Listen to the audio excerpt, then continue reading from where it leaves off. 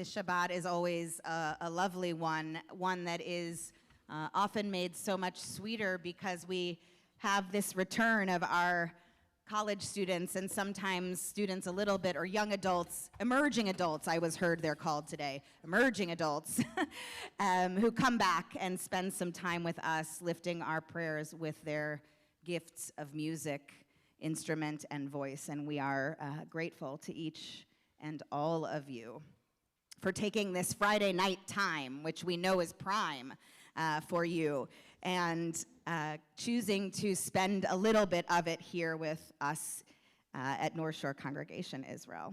We don't take for granted that choice, and we are really so grateful.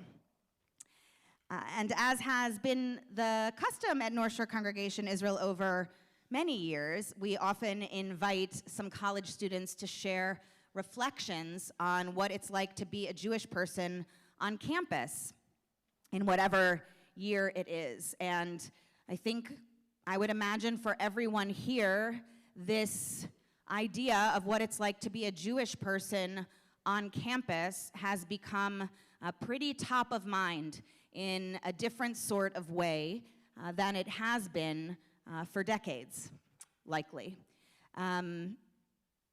And I just kind of want to name that because if you are here with a college student, or if you're sitting near a college student, what they are experiencing on their campus is likely in some respects normal to what it's like to be a Jewish student on campus, and in some respects most abnormal from what it's been like for a very long time. And the strength that our students have demonstrated, the courage that our students have demonstrated navigating some pretty challenging situations is nothing short of inspirational. And so whether you see a college student up here singing or playing or hear one speaking, you should know there are others in the room. They're all around you. And should you see one, they deserve your greeting and your appreciation for what they are going through in every way. So it is my pleasure to introduce to you our three speakers this evening. I'm going to invite them up in alphabetical order. That seemed the fairest way to do this. So first will be Julia Kerpel from Berkeley. Then we'll hear from Daniela Ostrov from UIC. And finally from Louis Scheinfeld from Rice. So we're getting an interesting tour of parts of our country this way. So with no further ado, Julia, would you please come up?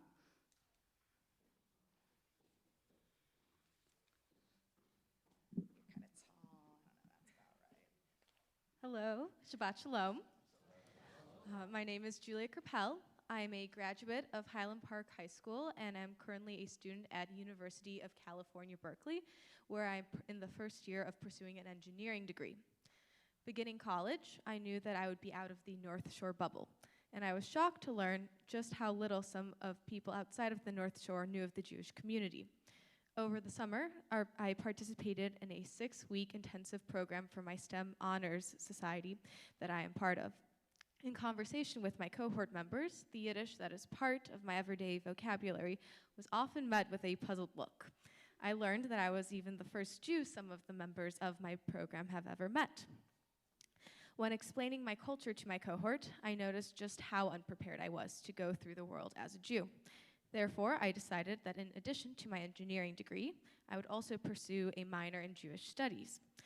My Jewish studies seminar is quite interesting and a much needed change from the STEM prerequisites classes that I fill the rest of my week with. The class originally was held in the social studies building near the main plaza. However, after early October, the teacher moved the classroom inside to the Berkeley Hillel locked and secured classroom. This was done as a measure of safety due to the current political climate. Just as my dad attended Berkeley in the 90s and passed out Jaffa oranges on the plaza in support of Israel, Berkeley continues to be known for its active student voice and protests. Every day, there are students on the main plaza sharing their messages. I've seen a much more diverse set of opinions compared to the North Shore, and unfortunately, the loudest opinion on campus is not the pro-Israel one. I have observed many demonstrations supporting the attacks on Israel, and obviously, this is disheartening. But regardless of the political climate or protest on campus, I still wear my Star of David necklace with pride. Being far from our strong North Shore Jewish community, I have come to discover how important my Jewish identity is to me. I stand as a proud Jew, regardless of the opinions of my classmates. Once before a chemistry lecture, a student was recounting his experiences with his roommate's strong pro-Israel stances. In a hushed tone, he told me how uncomfortable he felt and that he was commuting home every day that current week. I asked why he was whispering, and he said that we were close enough that our professor could hear. Our professor has a last name of Jewish origin. I then told my classmate that I was Jewish, and his demeanor changed when he realized he could not play victim in this specific situation. On other occasions, I have overheard conversations and jokes about Jewish stereotypes. As the closest Jew around, I spoke out and explained that those jokes weren't appropriate. Though anti-Semitism exists on campus, there are also many opportunities for joy as a member of the Jewish community in Berkeley. I smile when I see the dining hall is serving Mediterranean foods, such as shawarma and falafel. Maybe it's too much to hope for matzo ball soup and kugel, but I'll take what I can get. And whenever possible, I go to Hillel for Shabbat dinners. When I'm not at Hillel, on Friday nights, I am rehearsing for the marching band. I found a wonderful Jewish community in the University of California marching band. On campus, we are known as the Cal Band. And as Jewish members of the Cal Band, we call ourselves the Manischewitz Marchers. Yes. Or as my mom says, the Mezuzah Marchers. After Friday night rehearsals on game weeks, we group together outside our Memorial Stadium to say the Shabbat blessings, and we're even planning a Hanukkah event.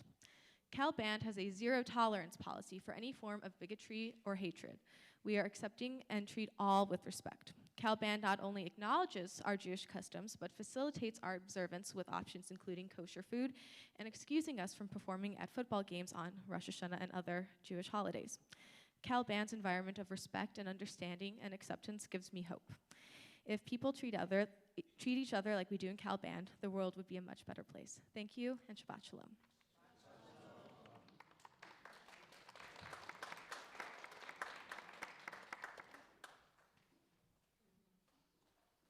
Daniela.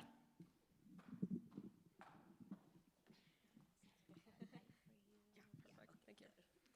Good evening, everyone, and Shabbat Shalom. My name is Daniela Ostrov. I'm a college student at the University of Illinois Chicago and a graduate student from the Glenbrook North High School. Growing up, I had always been told stories about the persecution the generations before me faced, just because they were Jewish. My grandparents and great-grandparents survived the Holocaust. My parents faced systemic anti-Semitism in the Soviet Union. They were bullied in schools, rejected from top universities, and turned away from job opportunities, all because they were Jewish. I was told these stories consistently throughout my childhood so that I would never forget. Naively, I had thought that this kind of anti-Semitism was a thing of the past, or at least something that couldn't happen in the United States of America. The past 48 days have proven me extremely wrong. Since October 7th, I have understood what it is like to be hated for existing. I have had to digest the difficult reality that we as Jews will always, in every generation and in every country, be hated for existing. The difficult part of the anti-Semitism occurring now is that it's not as obvious, it's covert. It's hidden under the disguise of anti-Zionism. Most of the people saying anti-Semitic things don't even understand how harmful what they say and post is to the Jewish community. I, like many of my Jewish peers, have had to see people who I consider to be close friends fall victim to the propaganda war. I have had to face the difficult challenge of deciding which people I can truly express my feelings towards while running the risk of losing friendships. As a 20-year-old college student, social media is no longer a safe place for me. Every time I open Instagram, I see posts spreading misinformation about Israel. Every time I open Snapchat, I see people posting about how Israel is a genocidal, settler colonialist state committing war crimes. My campus, while not necessarily unsafe, is uncomfortable to be on. Frequently, there are protests on our quad. Free Palestine is written on Sharpie on walls and benches. Posters to boycott Starbucks and other businesses supporting Israel are hung all around campus. A month ago, Rabbi Geffen and Rabbi Green held a Zoom meeting for NSCI teens to make a space where we could talk about what we are going through. The meeting started with every participant sharing one word about how they felt. I said that I felt lost. A month later, I still feel lost. However, despite all the hardships I have experienced, I have found solace in being with the Jewish community. I'm incredibly grateful to leaders in the Jewish community who have stepped up to help us college students through this horrible time. When I was struggling with how to navigate relationships with friends who were posting dangerous rhetoric on social media, I was able to turn to Rabbi Geffen for support. My Chabad on campus has been consistent in providing a space for Jewish students to celebrate Shabbat and spend time with one another. The Metro Chicago Hillel was generous enough to sponsor tickets for me and 11 other students to fly to Washington, D.C. for the March for Israel. Being in Washington, D.C. reminded me that although I'm not surrounded by many Jews on campus, we are not alone. I hope for a decrease in anti-Semitism. I hope for a decrease in Islamophobia. I hope for peace for the Israeli citizens. I hope for peace for innocent Palestinians. Am Yisrael Chai and Shabbat Shalom.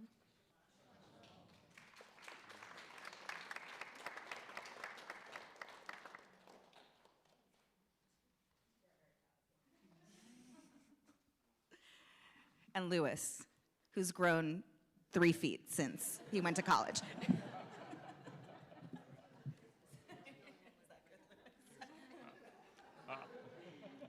Shabbat Shalom. When I told my mom I wanted to go to Rice, she was hesitant to say the least. I don't think so, she said. There aren't any Jews. She's not far off. Just 5% of the students at Rice are Jewish. Still, I assured her that would be enough. My mom reluctantly agreed. On the individual level, Rice has offered me what I'd hoped for as a Jew in a diverse campus environment. I've made friends from all different geographic, racial, socioeconomic, and religious backgrounds.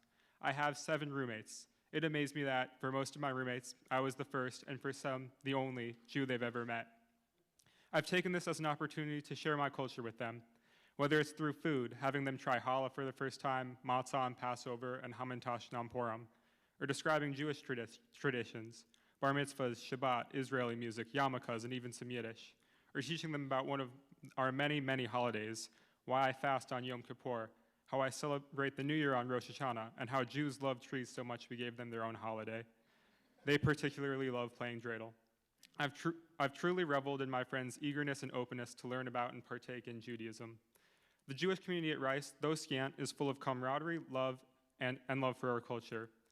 Early in the year, we reunite over back-to-school events and the High Holy Days. Whether it's a widely attended Purim festival thrown by Chabad or an intimate challah-making session run by Hillel, there are a myriad of ways for us to be together and to be Jewish. In fact, every Wednesday I look forward to a small bagel lunch affectionately known as the Shmir Society. I've made some of my closest friends from this lunch. When we're together, we joke, give advice on classes, and play an exciting game of Jewish geography.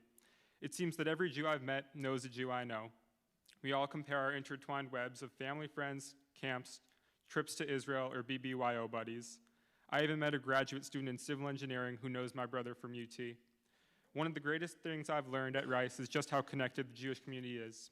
Still, I must regretfully say that the climate on campus is not one that values the safety or cultural expression of its Jewish members.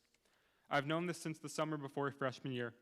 When rockets launched at Israel daily and anti-Semitic hate crimes skyrocketed, you wouldn't have known that had you viewed students' social media accounts. I alarmingly witnessed anti-Semitic tropes of Jewish power, invalidation of the Jewish right to self-determination, and the blaming of Israel for anything and everything wrong with America, from police brutality to homelessness, all from my future classmates.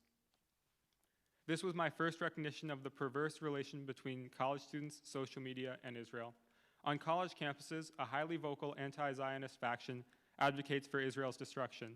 You can say anything inflammatory, offensive, and even blatantly untrue so long as you direct it at those pesky Zionists. Needless to say, I entered my freshman year with caution. Though my friends in the Jewish community at Rice have enabled me to feel comfortable, any chance my peers as a whole have to target Judaism, they seemingly take. On September 19th, Rice Pride, the predominant LGBTQ club at Rice, cut ties with Houston Hillel, citing Hillel International's support for Israel and a desire to increase inclusivity. I was horrified, I was outraged, and I still am, but I was not shocked. I should have had to ask, how could such blatant discrimination occur on a college campus? I should have had to wonder, how could my intelligent classmates endorse such anti-Semitism? But I already knew. Over the next week, the conversation on campus became not one of condemnation, but defense of Pride's decision and scorn for those who admonished the Rice Pride Board for their bigotry. That week, I participated in a discussion panel at Hillel. It became clear that Jewish students, especially queer Jewish students, rightfully felt ostracized by Pride's decision. So I took action. I penned an op-ed titled "Student Silence on Anti-Semitism Scares Me." In it, I warned my peers of the dangers of concealing anti-Semitism under the guise of anti-Zionism and pleaded they take a stance against it. After publishing, I got an "I'm sorry you feel that way" message from Rice Pride board members. A few students complimented my piece, but aside from that, there was hardly any further discourse. I do not blame my peers. It is far easier to reject voices calling out their anti-Semitism than to accept those voices and confront their prejudices. It's easier for them, but more costly for us. On October 7th, I woke up to the horrors on the news. My roommates said what many were saying at the time. How could anyone support this attack? Of course Israel has the right to defend itself. I was appreciative of their support, but cautioned. Give it a week, I said. Sadly, I was proven right. A vigil held for the victims of the assault had to be guarded by Houston police officers, and administration had to dissuade students who planned a counter-protest. You heard me, a counter-protest, as if our vigil was some form of protest that could be countered against, as if the Jewish community had no right to mourn. The vigil was therapeutic and unifying for our small community, but since then, the notions I first encountered in the summer of 2021 emerged yet again. I have classmates whose friends died on 10/7, classmates whose family members are among the hostages, and friends who feel unsafe on campus. But many of my peers and even Rice faculty feel at this moment justified in delegitimizing Israel. Meanwhile, there is a rampant rise in anti-Semitism nationally. Every Jewish student has followed in horror the acts of anti-Semitism at Cornell, Tulane, George Washington University, Columbia, and so on. What's more alarming is these cases seem to be the rule, not the exception. About a month ago, I was approached as one of 300 undergraduates to join a task force to combat anti-Semitism at Rice. Here is what I would like to share from these ongoing meetings. First, Jewish students do not feel safe. Online, college GroupMes foment anti-Israel and anti-Semitic beliefs. Instagram stories shamelessly post misinformation, and Fizz users anonymously cyberbully and attack Jewish students collectively. Jews are likewise harassed on campus. Anti-Semitic slogans and calls for violence against Jews are chanted at student rallies. Some do not feel comfortable leaving their rooms. Some do not feel safe wearing their kippah or Magen David. Many have been sworn at and called names. Our friends and peers endlessly try to bring up the conflict and give their take on why Israel should not exist, or how Jews are weaponizing the Holocaust and need to get over it. Second, my classmates simply do not care about their anti-Semitism. When Jewish students call it out, we are at best met with apprehension, at worst, overt denials. When the Rice president issued an email condemning the rise of Islamophobia and anti-Semitism nationwide, my peers bemoaned him for even mentioning anti-Semitism, because as everyone knows, anti-Zionism is not anti-Semitism, and anti-Semitism is not a problem. To my classmates, claims of anti-Semitism are always false, just a nuisance to disregard, even when their pro-Palestinian advocacy veers into overtly anti-Semitic rhetoric. Lastly, Rice is not doing enough to protect its Jewish students. Despite leadership feigning effort via emails and a task force, these acts are merely superficial. Every week, I urge leadership to adopt the IHRA definition of anti-Semitism, or at the very least, combat hate speech, to no avail. CDOD, our mandatory course on diversity, does not mention Jews. Our recently established Diversity, Equity, and Inclusion branch likewise omits Jews in most efforts. The Multicultural Center has not once in my 3 years held any Jewish programming whatsoever. In fact, faculty there have even harassed Jewish students. Unfortunately, anti-Semitism at Rice, like many other college campuses, is pretty grim. Jews do not feel safe, our peers do not care, and leadership responds inadequately. So how do we move forward? The key, I think, is in depolarization. In my letter about Pride and Hillel, I wrote, clearly more dialogue between the two groups is necessary to better understand each other, not less. When open, honest conversations occur, empathy can be formed. Think about my 7 roommates. Surely it cannot be that I randomly selected friends who are predisposed to care about the difficulties facing Jewish students when so many on our campus do not. The truth is, it becomes exponentially easier to have compassion for Jews when you know us and engage with our community. This is the type of advocacy I have taken up. This month, I spoke with the Rice Christian Ministry about the current war and rise in anti-Semitism. They had genuine questions that I answered, and I left the gathering feeling encouraged and understood. Times are bleak, but I still have hope. Those that preach division and hate reap what they sow. Though we are just 5% of rice, through dialogue and genuine curiosity, through being heard and in return listening, we can work towards a more accepting community. Shabbat Shalom.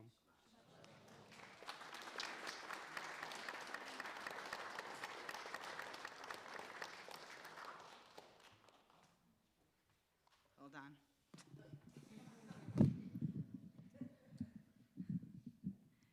To each of our students, thank you for your incredible words, your inspiring words, your truth-telling, and your hope. I think, we find ourselves at the darkest time of the year, literally, figuratively. The days are dark. They're getting darker. They're going to continue to until we get to December 21st, physically, right? And it's this season that we have the holiday of Hanukkah, which comes in 2 weeks, a little under 2 weeks, actually. And it's interesting to note that at that darkest time of year, our tradition invites us to bring light and increasing light so as to counter the darkness. And our tradition, in particular, invites that through the frame of showing Judaism as a religion of bringing light in the face of everything else.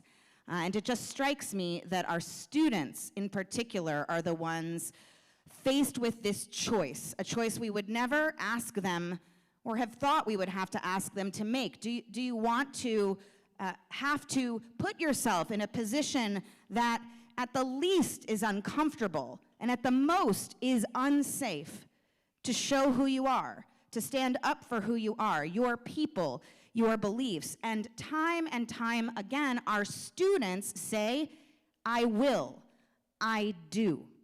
And whether that means they remain connected here at their home synagogue, whether that means they advocate on their campuses, they educate their fellow students, they go toe to toe with their administration, whatever that means, time and time again, they say, yes, I will show up. I will wear my Jewish star proudly. I will stand in the face of all of it. And for that, I hope we, as the people who are recipients of their wisdom, can be inspired to do the same. Hanukkah tells us to put a Chanukiah in the window, to make it public, to publicize the miracle, to show who we are, really in the face of most things. And so unless you are in real danger, we're called upon to be proud and to shine light, not to bring destruction, but to shine light. And our students, you've done that so beautifully tonight. Whether you've spoken this evening, whether you've played and sung for us this evening, we are ever grateful to you. Toda Rabbah, Shabbat Shalom to each of you and your families and friends. When you see any and all of these students at the Oneg Shabbat, please do thank them for their sharing and being with us this evening.